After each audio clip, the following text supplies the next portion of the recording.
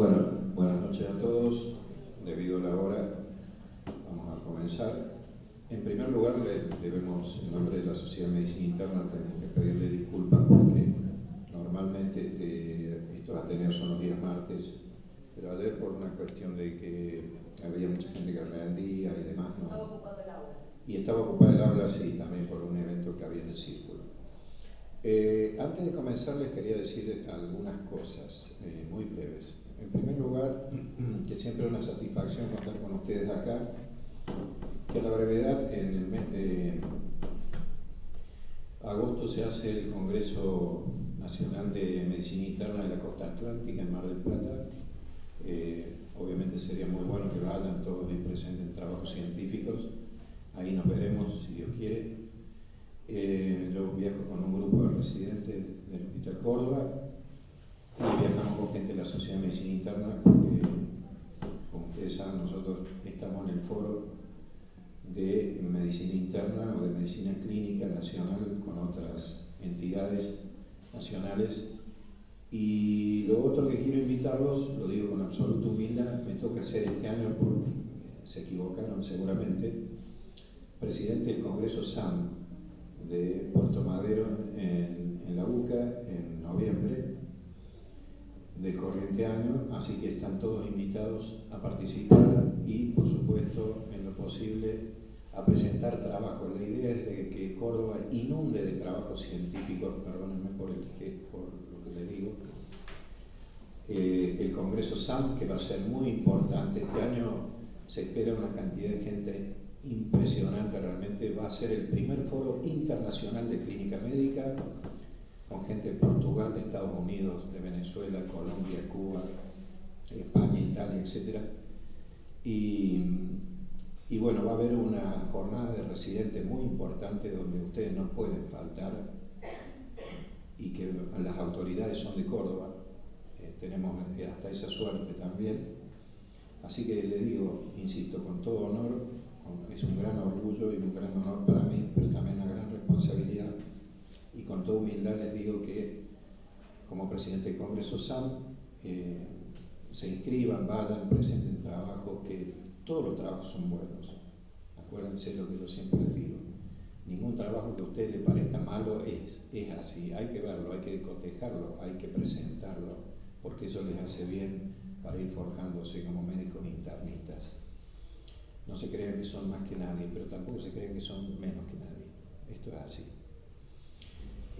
Lo último, he notado y hemos notado que en los últimos ateneos que se han visto hay una especie de reticencia en mostrar algunos datos, en que los casos, dejo de lado este ateneo porque no lo conozco, ni lo he visto, como yo siempre digo, a mí me gusta ver estos ateneos y comentarlos sin red, o sea, yo no sé ni de qué se trata el ateneo, porque los chicos ahí lo discutieron en el hospital y a mí me gusta verlo en vivo y en directo y ahí recién discutirlo. Si después de tantos años de internista no tengo la capacidad de hacer un razonamiento clínico, de un caso clínico se presenta, me tengo que ir a mi casa y dedicarme, no sé, a ser chofer de auto.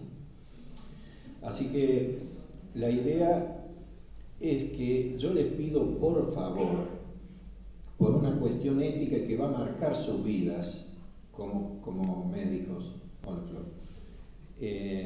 que traten en lo posible de no retasear ninguna información cuando se les da un caso para preparar y no buscar ninguna información cuando son ustedes los que tienen que llegar al diagnóstico, porque eso no es ético.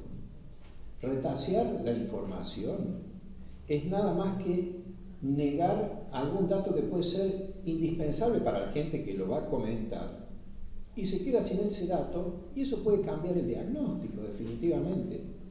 Acá lo que se trata, señores colegas, respetados internistas, que es de hacer un buen razonamiento clínico. Si este caso está expuesto acá es porque evidentemente 20 o 30 personas no han llegado al diagnóstico o les costó llegar al diagnóstico. Es muy difícil llegar al diagnóstico. Si ustedes hacen un correcto razonamiento clínico, ¿qué importa el diagnóstico? No es una carrera entre uno y otro, acá por ver quién es el más capaz, quién más sabe, cuál es el hospital mejor, que forma mejor el residente. No es así. Esto es un ámbito de camaradería, de solidaridad, donde ustedes pueden expresarse, todos pueden hablar, es muy lindo que lo hagan. Entonces, para futuros Ateneos, insisto, desconozco porque no tengo idea, no lo he visto, pero en otros sí, que nos han tocado, por ejemplo, discutir a nosotros, a veces mandar, y mandamos este tema, y no lo mandamos, Oigan, insisto, acá no es para ningún premio Nobel, que vamos a mandar a menos datos o lo otro, o estar preguntando, che, decime algo, no sabés algo del diagnóstico, me podés comentar, yo necesitaría saber porque, bueno, tengo que prepararlo, como pasó hace un par de años, que nosotros nos enteramos. Eso no es ético, son médicos. Ustedes tienen que preparar lo que se les da. Y si el caso no está completo, discutiremos después por qué. Si el caso es muy difícil, después discutiremos por qué. Cada uno expresará sus distintas opiniones, libres. Pero insisto, no se acostumbren ya como colegas, les digo esto, y como viejos en estas cosas, a no tener ética en esto. Porque si no, el día de mañana van a faltar a la verdad y lo van a hacer con el paciente. Y eso es mucho más grave que un Ateneo. Así que yo les pido, por favor, de ahora en adelante, de que todo lo que tengan que poner en la historia clínica lo pongan. Por supuesto no van a poner resultado de una biopsia, más vale, pero que no escatimen todos los estudios que ustedes le hicieron al paciente para otro los discuta, y que la gente que lo discuta no ande preguntando en ese hospital o en otros lados de qué se trata el tema. Por favor, somos gente grande. Muchas gracias. Adelante, doctora. Hola, buenas noches. Mi nombre es Ana Laura Toledo. Soy del Hospital Rawson, residente de segundo año. Bueno, voy a dar una interclínica de un paciente masculino de 64 años con astenia, mialgias y edemas de miembros inferiores. Como datos filiatorios, el paciente masculino de 64 años, procedente de Villa Dolores, de provincia de Córdoba, médico dermatólogo. El motivo de consulta es astenia, mialgia y edemas de miembros inferiores. El paciente refiere como antecedente de la enfermedad actual astenia y mialgia de 2 meses de evolución, que en la última semana se ve acompañado por una disnea moderada a moderado de esfuerzos, edema progresivo bipalpebral de miembros inferiores, parestesia e hiperestesia en pies. Como antecedentes personales patológicos, el paciente tiene hipertensión diagnosticada 10 años atrás, triquinosis, como antecedentes quirúrgicos, apendicectomizado, colecistectomizado con hemorroidectomía. Como heredos familiares, la madre y el padre tenían hipertensión y la madre había tenido un ACV isquémico. Como tóxicos, tabaquismo de 3 paquetes de años durante 20 años, consumo de alcohol ocasional y que utilizaba venenos para hormigas hace varios años con medidas de protección.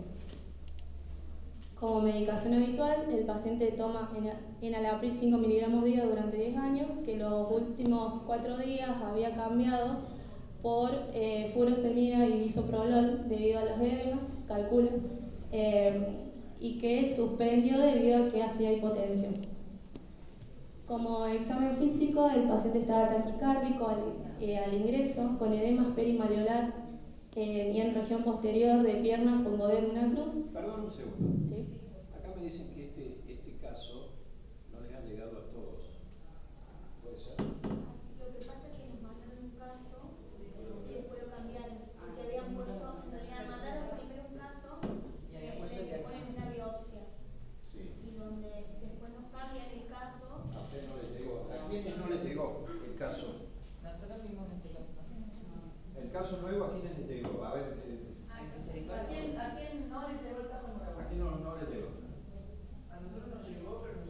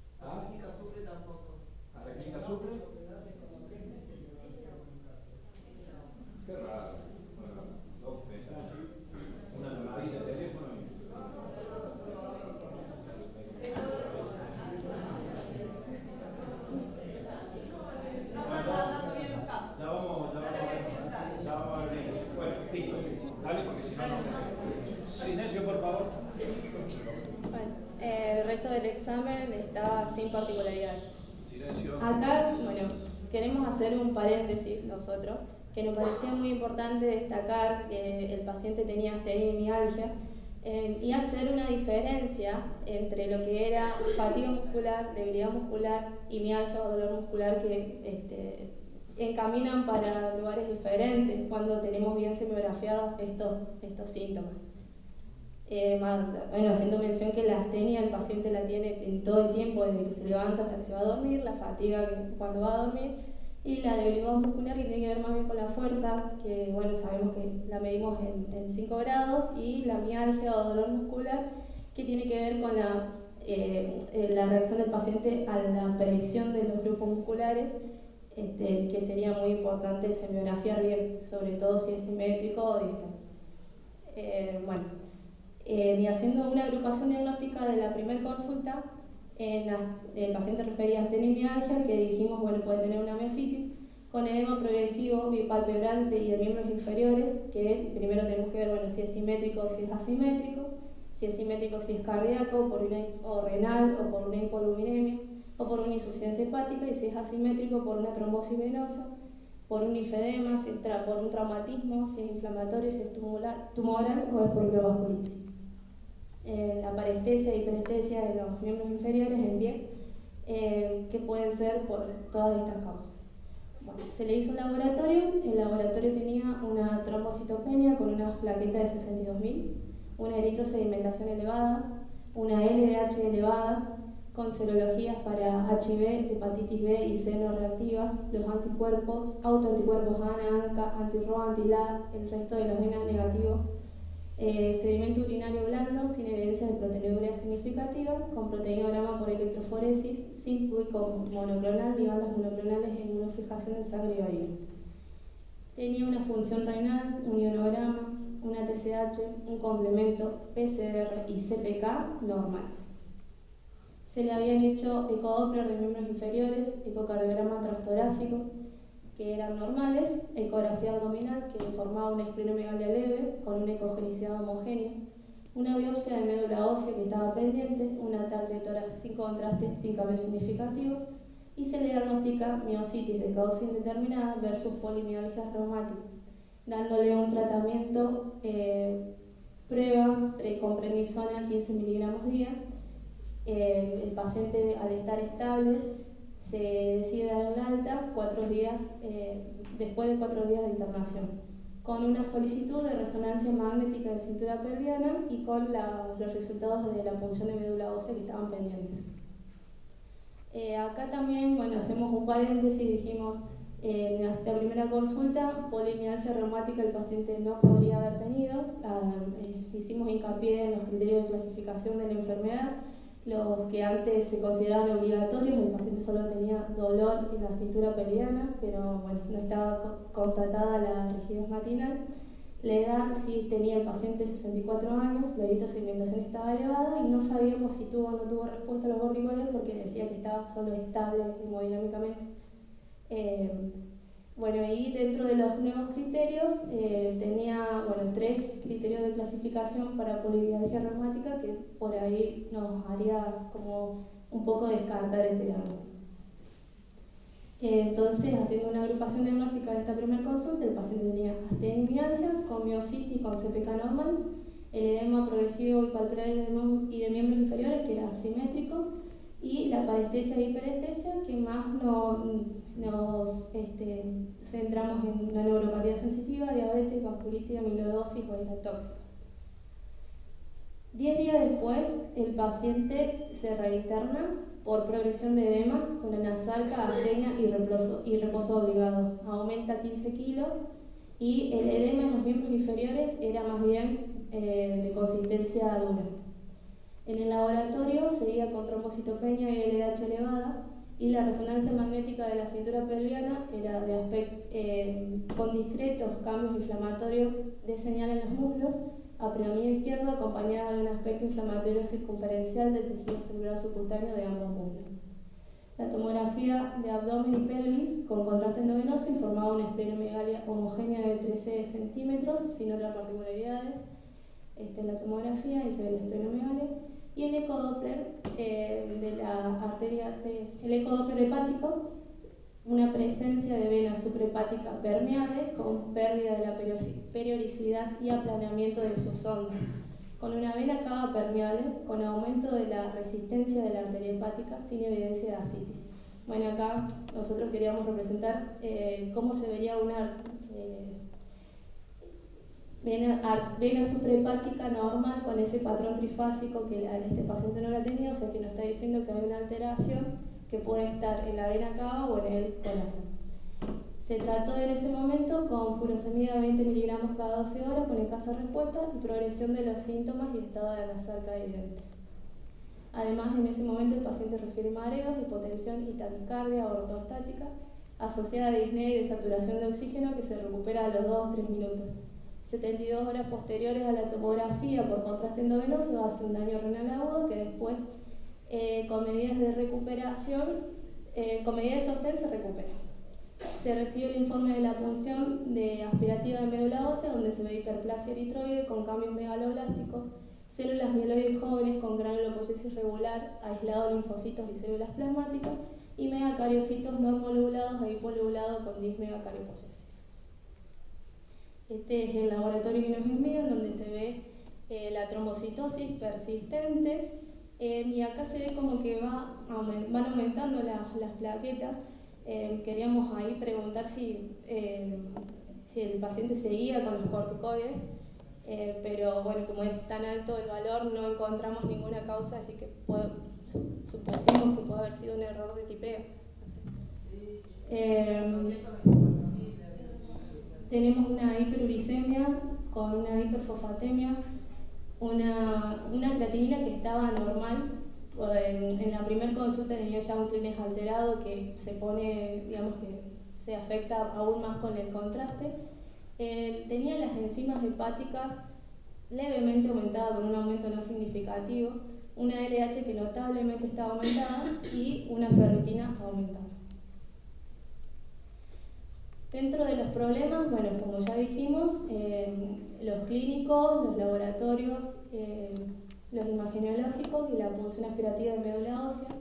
Nos centramos en uno que nos llamó notablemente la atención porque esos valores solo se ven en pocas etiologías, que es la LDH tan elevada y la eritrosedimentación elevada.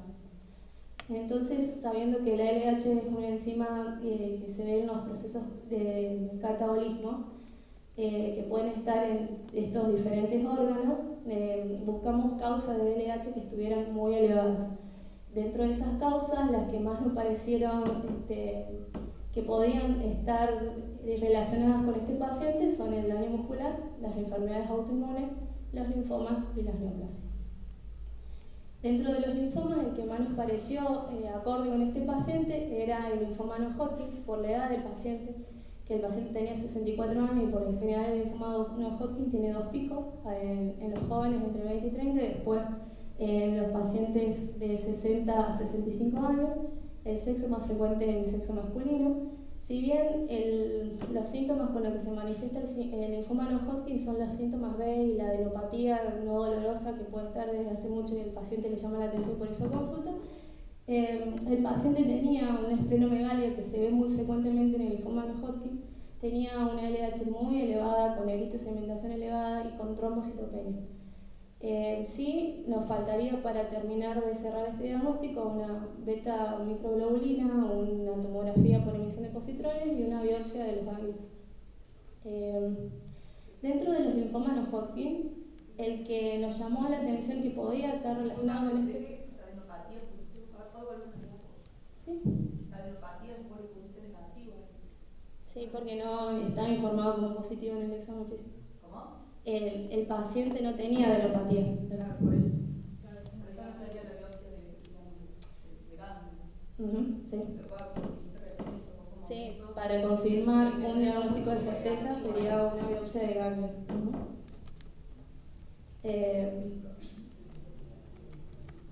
Dentro de los linfomas T, el que más nos pareció acorde a este paciente era el linfoma angioinmunoblástico, que tiene una igual incidencia en hombres y mujeres, pero ocurre en la edad que tenía este paciente, a los 60-65 años, y la mayoría se presenta en una edad avanzada con síntomas sistémicos, que es lo que tiene el paciente, son más bien síntomas sistémicos, que lo que me llamaba la atención de este linfoma, nos llamaba la atención, es que cuando se manifiesta progresa muy rápido y te da edemas, ascitis y derrame pleural.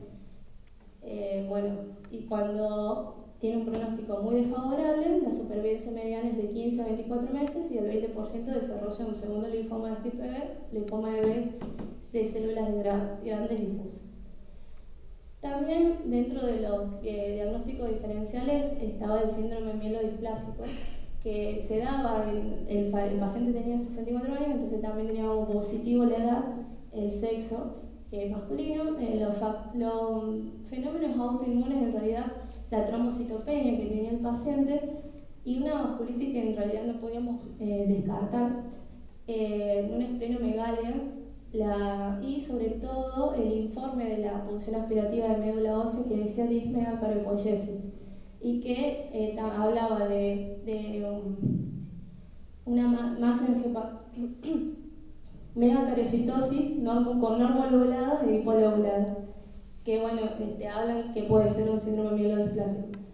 Pero nos faltarían datos en esta punción aspirativa de médula ósea, que generalmente el síndrome mielodisplásico te da una hipercelularidad. Y como negativo, cuando se manifiesta, los pacientes generalmente vienen con síntomas anémicos, con infecciones, con hemorragias o con síndrome de asociación con otras neoplasias u otras enfermedades. Dentro del otro diagnóstico diferencial hablamos de las polimiositis. El paciente tenía estas mialgias, tenía la edad, tenía el sexo para pensar en las polimiositis, pero el examen físico tenía una fuerza muscular que estaba conservada y esta CPK normal que no sabíamos si ponerla como negativa porque existe un tipo de miositis por cuerpo de inclusión que puede tener una CPK normal. Generalmente también está relacionada en personas adultas y que se relacionan con síndromes paraneoplásicos. En una resonancia magnética que no tenía compromiso muscular me estaba como sugiriendo que no es una polimiositis y tenía los anticuerpos anti-JOA1 negativos. Ahí pediríamos, para estar seguro que no sea una polimiositis, también una aldolasa y una biopsia muscular, porque si bien... Y dentro de la vasculitis nos pareció más importante la poliarteritis nodosa, más que nada por esa manifestación neurológica. También propia del sexo y edad de este paciente, las mialgias se dan en la poliarteritis nodosa y sobre todo porque tiene factor reumatoideo negativos. El paciente ya tenía una creatinina que estaba elevada y lo que no tenía para poliarteritis nodosa era la pérdida de peso, la presión arterial diastólica mayor de 90 porque decía que tenía como tendencia a la hipotensión, lívidos reticulares, no tenía dolor o sensibilidad testicular y tenía un virus de la hepatitis B negativo. Lo que me faltaría para terminar de diagnosticar si es o no es una poliarteritis nodosa sería una arteriografía o una biopsia. Entonces, dentro de los diagnósticos, los que nosotros ponemos como más relevante que podría haber sido fue un linfoma de Hodgkin. Dentro de los linfomas de Hodgkin, capaz que un linfoma T angioinmunoblástico, la poliarteritis nodosa no la podemos descartar. Entonces solicitaríamos una beta-2 microglobulina, una tomografía por emisión de positrones, una angiografía y una biopsia.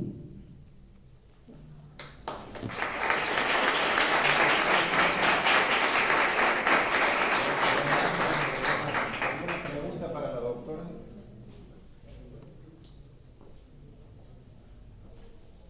¿Alguna pregunta?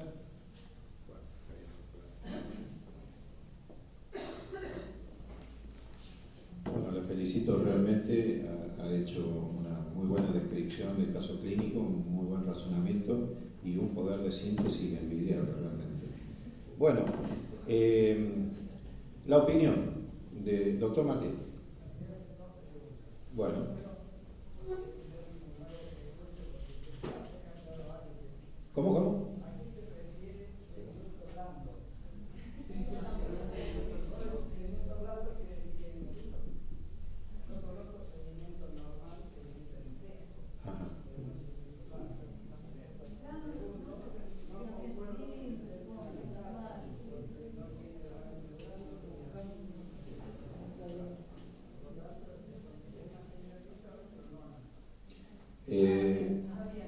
Lo primero es sedimento duro blando, dijo.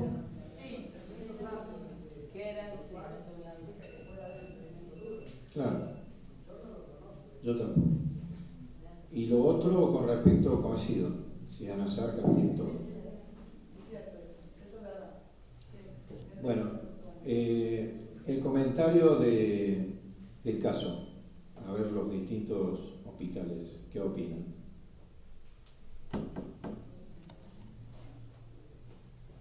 El agua me la voy a tomar yo. ¿Es para usted, doctor, el agua?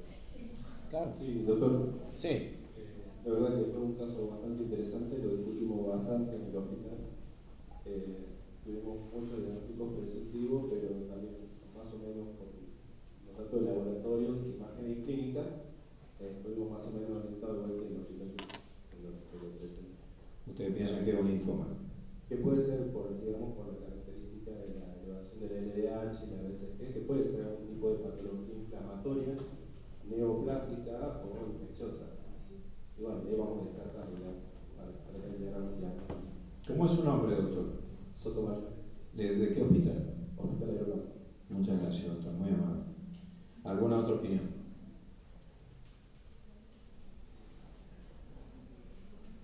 Doctor Matías. Sí, a mí me llamó la atención, primero hay un dato que no le dieron mucha relevancia, que de pronto habría que haberlo investigado también, que es un antecedente de la parasitosis por el tubo, ¿sí?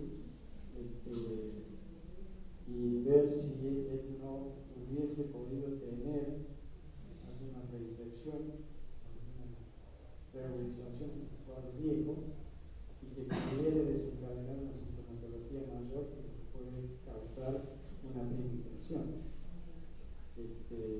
Eso por un lado. Silencio. Lo otro es que puede que haya patologías concomitantes. Hay cosas que ahí estaban relatadas, como por ejemplo la platonía, que eso no es muy común de ver y tampoco es muy fácil de explicar por qué el paciente desaturaba cuando él se paraba. ¿Sí? Esa alteración en la resistencia bacteriana pulmonar y en el flujo linfático de las suprahepáticas también deberían tener una explicación un poco más fina. El paciente podría haber tenido también una asociación de patologías, tal vez él tenía una fibrosis hepática, sin llegar a ser una cirrosis evidente, concomitante con la otra enfermedad, y una de esas no tenía nada que ver. Pero en este caso los edemas mucho tampoco se puede explicar por las causas más comunes. Entonces, bueno, hay muchas cositas que habría que hubiera que analizar un poco más en profundidad. Eso es lo que parece a mí. Muy bien, maestro. Muchas gracias. ¿Quién más? A ver, la gente del Hospital Córdoba. Doctora Carvalho. En primer lugar, felicitar la exposición de la doctora. Felicitar a la doctora Toledo por la exposición del Hospital Rawson. Nosotros también coincidimos que tuvimos tenido varios miocíticos, CPK normal como diagnóstico. El tema de la nasarca no nos llegó a todos con lo que escribieron. También coincidimos en hacer la biopsia muscular para no descartar la posibilidad de una polimiositis. Y sospechamos también el linfoma, y algo clave que discutimos fue el tema del ecodoppler abdominal, que lo describió muy bien la doctora como para asociarlo a este tipo de linfoma no Hodgkin. Me parece muy bien el análisis. Nosotros sospechamos lo que estoy diciendo ahora, y también no descartamos el linfoma. Muy bien. ¿Alguien más, por favor? Adelante, doctora. ¿De qué hospital el nombre? Romina Fecharín de la Fabiola. Bueno, Nosotros también tuvimos varios diagnósticos diferenciales, entre ellos la amiloidosis, el linfoma, también un síndrome neoplásico, algún cuadro también asociado puede ser causando un síndrome hepatopulmonar, por lo que presentaba platisnea también con todo eso. Sin embargo, no nos cerraba para este cuadro sistémico. Terminamos llegando también a un probable diagnóstico de un linfoma, puede ser un linfoma intravascular, porque por ejemplo la PMO no tenía características de algo proliferativo, así que fue nuestra conclusión también. Muy bien, doctora, muchas gracias. ¿Alguien más? Bueno, yo voy a decir algunas cositas que he ido apuntando acá, insisto que no. Como siempre digo en el hospital, como esos trapecistas que no tienen red, sin red, está bueno, si te caes te matas, como en este caso, puedo decir cualquier cosa, pero lo importante es hacer un razonamiento clínico, siempre digo lo mismo, sin conocer el caso. Ellos siempre lo discuten, generalmente llegan a un diagnóstico de certeza y yo no, el mío está mal hecho. Así que lo discuten ellos con su jefe residente y hacen muy bien en esto. Yo siempre digo lo mismo, la historia clínica es fundamental. Después todos los estudios complementarios pueden ser positivos o negativos, no van a descartar el diagnóstico. En un hombre de 60 años, como en mi caso, si yo consulto, ¿no es cierto?, por astenia, mialgias, disnea y edemas, rápidamente, sin conocer absolutamente nada de la historia clínica, me tiento a pensar de que esto puede tratarse de un cuadro de insuficiencia cardíaca versus insuficiencia cardiopulmonar versus un trastorno, porque si ya vemos astenia y mialgias, inmunológico, con un trastorno, ¿no es cierto?, de una vasculitis y otro tipo de trastornos que lleven por distintas alteraciones metabólicas, hidroelectrolíticas, inmunológicas, endocrinológicas, a que el paciente tenga todos estos síntomas. Después, viendo que el paciente tiene antecedentes de hipertensión arterial y que tiene antecedentes familiares de accidente cerebrovascular, evidentemente tiene una historia familiar cardiovascular y panvascular probablemente. A lo mejor este paciente era un coronario, a lo mejor no, pero sí era hipertenso y podía haber tenido cualquiera de las complicaciones de una hipertensión arterial de larga data. A mí me llamó poderosamente la atención la triquinosis, que está descrita como algo que pasó hace mucho tiempo y no tiene importancia. Para mí sí tiene importancia, porque si bien es cierto de que no vamos a hablar de una triquinosis después de 20 años, tuvo una patología que le afectó gravemente los músculos. Creemos que salió indemne de eso, probablemente porque, bueno, después vivió 20 años más. Otra cosa que me llamó la atención, miren, para su información, que la conocen mejor que yo, un paciente que tiene una patología con una eritrosedimentación de más de 80 o de más de 50 a la primera hora no es nada benévolo. O es una patología infecciosa importante, o es una patología autoinmune, o es una patología tumoral. Teniendo en cuenta que este hombre no parecía una patología infecciosa, sino que está entre una patología inmunológica y una patología tumoral, teniendo en cuenta la edad y los antecedentes de la historia clínica, uno ya tiene dos grandes síndromes o dos grandes grupos diagnósticos para descartar. Lo inmunológico, que dio todo negativo, porque toda la serología fue negativa, aunque hay patología autoinmune seronegativa, pero de todas maneras. Y yendo estrictamente al razonamiento clínico y al diagnóstico, creo que han hecho un muy buen razonamiento clínico, desvirtuando todas las causas que podían dar una dermatopolimiositis, por ejemplo, una polimiositis, una miositis, que si bien es cierto que es muy raro que sea con CPK baja o normal, es muy raro, les confieso, yo he visto muy pocas, pero hay, entonces no se puede descartar. Es un signo negativo, pero no podemos descartar el diagnóstico, en primer lugar. En el caso de una patología, por ejemplo, que haya sido una rhabdomiolisis, tóxica por el veneno, por lo que él tenía, etc. Nosotros ahora estamos investigando un caso ahí que tenemos rabdomiolisis, pero no vamos a comentar porque a lo mejor vaya para Ateneo ese caso, rarísimo, y tiene algunas alteraciones importantes y otras no, pero tiene una CPK de más de 80.000. Entonces, imagínense ustedes que cuando ustedes investigan una polimiositis con una CPK normal y al diagnóstico no lo descartan, pero los hace pensar de que puede ser otra cosa, aunque tenga un LDH de más de 3.000. Y con respecto al linfoma, es muy interesante, al síndrome mielodisplásico, etc., que el linfoma tiene algunas alteraciones para pensar en linfoma. El eritro, la esplenomegalia, yo siempre digo también lo mismo, semiológicamente encontrar una esplenomegalia es muy mala suerte para un enfermo. Generalmente no tiene buen pronóstico esa esplenomegalia. En cuanto al diagnóstico, no quiere decir que no se vaya a curar el paciente, pero generalmente la esplenomegalia se da en enfermedades infecciosas que no son, digamos, banales, en enfermedades inmunológicas y fundamentalmente enfermedades oncohematológicas, y este sería el caso. Para pensar en un linfoma, a este paciente le faltan los ganglios.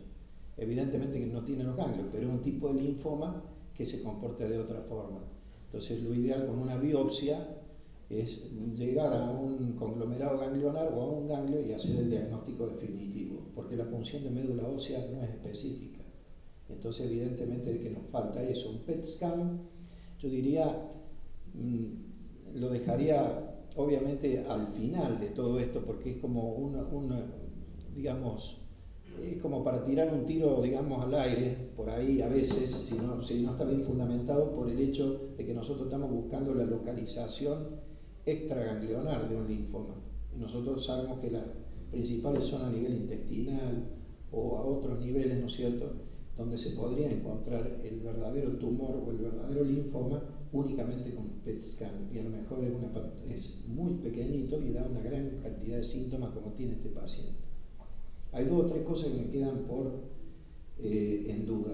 Primero, el síndrome ascítico edematoso que tiene este paciente, que si fuera por un linfoma puede ser tranquilamente como fenómeno paraneoplásico, no hay ningún problema que lo sea, pero me hubiese gustado saber las proteínas, cómo estaban, yo no lo leí, cómo estaba la albúmina, creo que estaban todo normal, no lo sé, y qué grado de afectación cardiovascular tenía este paciente. Y por lo otro, la disnea, que era tan importante, por lo que desaturaba el paciente, si realmente este paciente tenía un conglomerado ganglionar que por presión, ¿no es cierto?, a nivel del mediastino provocaba esa disnea.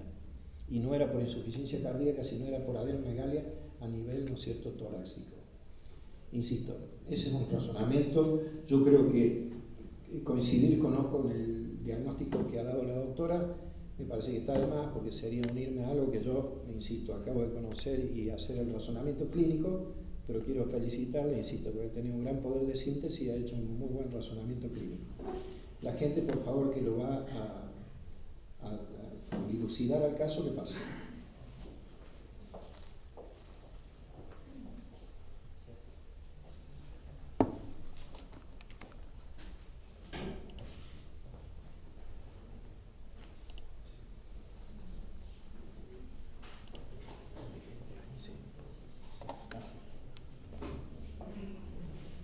¿Qué tal? Buenas noches. Mi nombre es Daniel Ruiz, yo soy residente de tercer año de clínica médica del hospital privado. Bueno, presentamos el mismo título, paciente de sexo masculino de 64 años de edad, con astenia, mialgias y edema en miembros inferiores. Bueno, para no repetir, digamos, lo que la doctora del Hospital Rawson ya expuso, antecedentes relevantes, sabemos que es masculino de 64 años, médico dermatólogo. El motivo de consulta, astenia y mialgia generalizada. Son 2 internaciones, nos costó bastante llegar al diagnóstico final. La primera internación, como bien dijo, sospechamos una miositis versus una polimialgia reumática, el mismo razonamiento que hizo el Hospital Rawson. En primera instancia, decidimos darle el alta con prednisona, ¿no es cierto?, con un reingreso posterior a los 10 días, con edema de miembros inferiores y progresión hacia nasarca. Vale destacar la sugerencia del doctor que no tenía derrame pleural ni pericárdico, digamos, para poner el nombre, el rótulo de nasarca. Antecedentes personales, bueno, la hipertensión, la triquinosis, de la cual ya hicimos diagnósticos diferenciales, digamos, en esta discusión. Los antecedentes quirúrgicos, tóxicos, extabaquista y el RP, la medicación habitual, en el April 5 miligramos diarios. Los estudios solicitados fue ampliamente estudiado este paciente, descartando todas las etiologías que nosotros pusimos ahora, la etiología cardiovascular, la etiología renal, nefrológica, autoinmune. Vemos lo que más llama la atención son plaquetopenia, LDH elevada, eritrosedimentación acelerada, y bueno, vemos en la tomografía de abdomen con contraste una esplenomegalia heterogénea de 14 centímetros aproximadamente, tomografía de tórax sin contraste, donde ahí no veíamos como para tener en cuenta ganglios mediastínicos ni nada que nos hiciera sospechar patología cardiopulmonar, ¿no es cierto?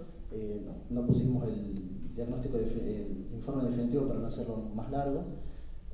La ecografía Doppler de miembros inferiores veíamos una permeabilidad arterial y venosa conservada, entonces bueno, nos estábamos para ver si los edemas de los miembros inferiores, bueno, podían ser por una obstrucción, ¿no es cierto?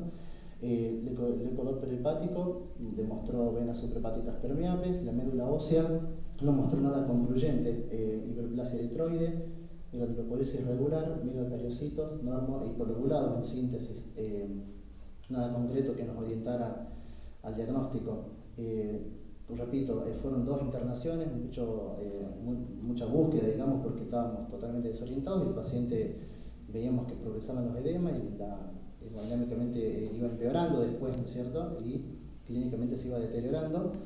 Entonces, después de una revisión exhaustiva, decidimos hacer una biopsia. Después vamos a ver el fundamento de por qué elegimos hacer una biopsia de piel. Ahí vamos a verlo. Estudios solicitados, seguimos, C3, C4 normales, serología negativa, el sedimento urinario sin evidencia de proteinuria, hicimos un proteinograma por electroforesis sin picos monoclonales, inmunofijación en sangre y orina sin bandas monoclonales. Entonces, bueno, tras haber estudiado ampliamente, digamos, el paciente, decidimos hacer una biopsia de piel aleatoria. Aquí, bueno, tenemos 4 cortes donde los 2 de arriba la tensión con hematoxilina y eosina, abajo la marcación inmunohistoquímica con CD34 y CD20. Se ven en este corte a 10 por la pared del vaso, ¿no es cierto?, con un infiltrado inflamatorio y una ocupación en la luz, y un infiltrado inflamatorio que a más aumento, a 40 por, se ve que ocluye o estaría ocluyendo la luz del vaso, ¿no es cierto?, con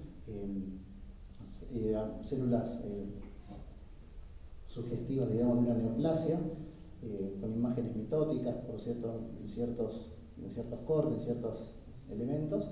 Pero bueno, lo que más nos llamó la atención era esto, la luz del vaso totalmente o casi ocupada, obstruyéndose, generando una oclusión. A menor aumento, mayor aumento, la tensión de CD34 mostró, sobre todo la CD20, es mandatoria, digamos, por así decirlo, para el diagnóstico de células linfoides, ¿no es cierto?, que en este caso están confinadas a la luz, como vemos acá arriba, como vemos acá, emergen de la pared del vaso y se introducirían hacia la luz, generando la obstrucción. Entonces, digamos, con la ayuda del servicio de anatomía patológica, llegamos al diagnóstico de un linfoma intravascular de células grandes B.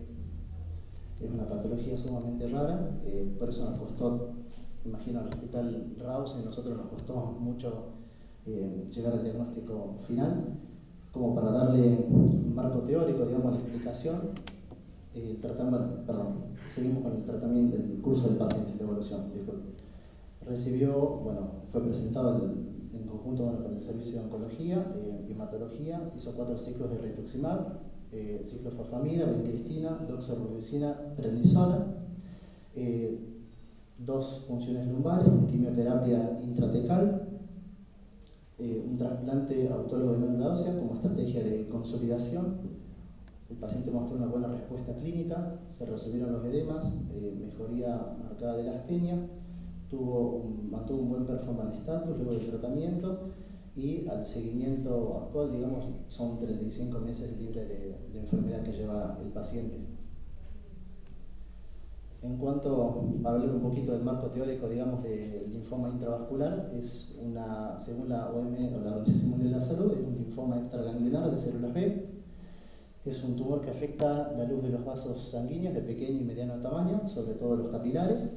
Se caracteriza por una ausencia de adenopatías y de alteraciones en sangre periférica, del frotis. Tiene una incidencia estimada de menos de una persona menos de uno por millón de personas, con una edad media de presentación de 70 años y que ocurre igualmente, o casi igualmente, entre varones y mujeres. Dijimos, una proliferación neoplásica intravascular de células B y fibrina, la cual se acumula y produce obstrucción de la microcirculación y que se cree que los edemas son por extravasación, digamos, de líquido. Entonces, al ocluirse todos los capilares, sobre todo, como vimos antes, los órganos más afectados son sistema nervioso central, piel, riñones y pulmones. Rara la presencia, como dijimos, de células neoplásicas en sangre periférica y en médula ósea. Los signos y los síntomas van a derivar de la oclusión de los pequeños vasos de los distintos órganos.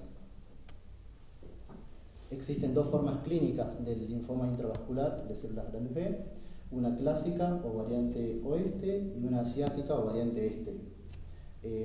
La clásica, los síntomas más comunes: fiebre, manifestaciones cutáneas y el sistema nervioso central, erupción, placas, nódulos, hiperpigmentación, sistema nervioso central, deterioro sensitivo y motor, demencia, convulsiones, no era el caso del paciente.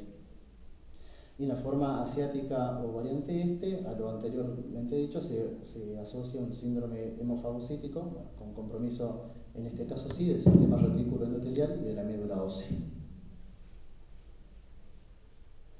En cuanto al laboratorio, digamos, donde los hallazgos más comúnmente reportados, vemos elevación de LDH, beta-2 microglobulina, eritrosedimentación.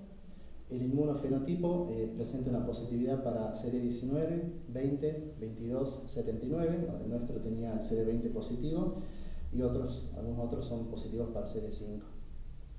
En cuanto al tratamiento actual, es el que nosotros instituimos en el hospital, R-CHOP, y en casos de recidiva se usan dosis altas de quimioterapia y trasplante autólogo de médula ósea. No lo mencioné acá, pero también es mandatorio, digamos, la quimioterapia intratecal como profilaxis de la afectación del sistema nervioso central. Si bien el paciente nuestro no lo tenía, siempre está indicado hacérselo. En nuestro caso fueron dos sesiones. En cuanto a la biopsia de la piel, citamos dos trabajos. En se llega a la conclusión que la biopsia aleatoria de la piel sana tiene una alta sensibilidad respecto de la biopsia de médula ósea.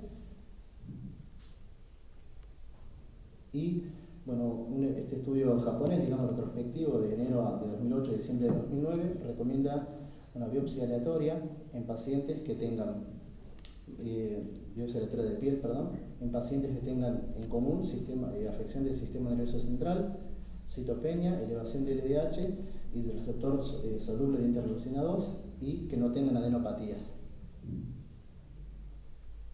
Como conclusión, digamos, de este caso, las manifestaciones clínicas son variadas, poco específicas y representan un gran desafío para el diagnóstico, digamos. Nos costó bastante después de mucho estudio y de días de internación del paciente. Se comporta de manera agresiva y rápidamente fatal. La gran mayoría de estos casos son diagnosticados post-mortem en las autopsias de los pacientes. La biopsia de cualquier órgano o tejido afectado es mandatoria para el diagnóstico cuando tenemos una sintomatología de un órgano que está afectado, ¿no? Y en pacientes con alta sospecha y donde no veamos posible afección de algún órgano, la biopsia aleatoria de piel aparentemente sana demostró, como vimos hace rato, una alta sensibilidad para el diagnóstico de estos pacientes, de esta entidad. Bueno, eso es todo. Muchas gracias.